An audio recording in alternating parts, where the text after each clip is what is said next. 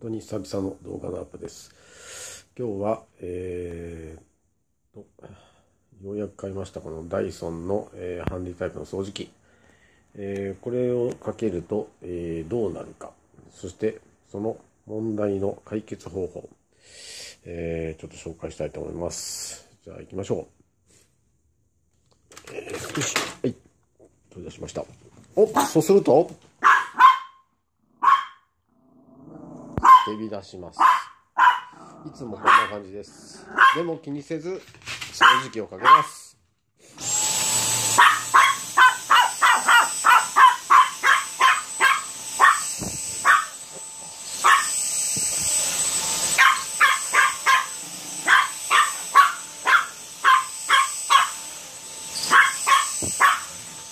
はい、気にせず掃除かけちゃえばそれでいいんですけど、だけどやっぱりさすがに僕もうるさくて嫌だし、近所迷惑です。そこでどうするか考えました。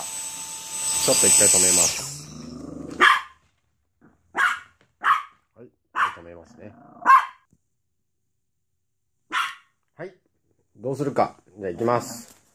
まずはこの可愛い子ちゃんを、抱っこします。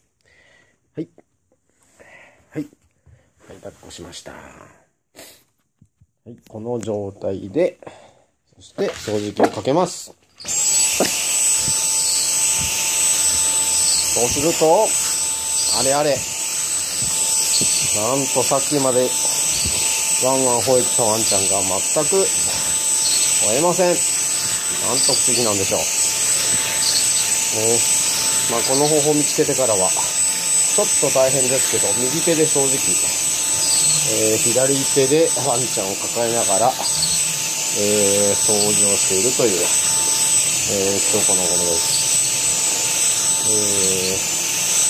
今のところ、いい感じですね。そんな感じで、この、ヒューってやったら、フォーンっていう音が僕は好きです。聞こえましたか？もう一回行きましょう。いきますよ。このフォーンっていいですよね。そんな感じで、今、こうなってます。はい。なぜか静かですよね。はい。叫ばない。不思議です。で、置いてみましょう。はい。置いてみると、はい。もう一回かけてみますよ。はい。元通り。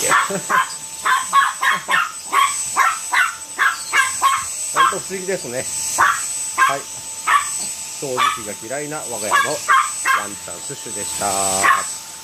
ではまた次回の動画に期待してください。さようなら。